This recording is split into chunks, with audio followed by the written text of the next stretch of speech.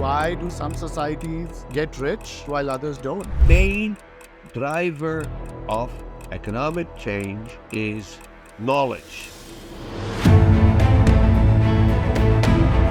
Bad institutions and bad allocation of resources, closing the economy up for one reason or another, will keep an economy poor. Just ask everybody living in Russia today.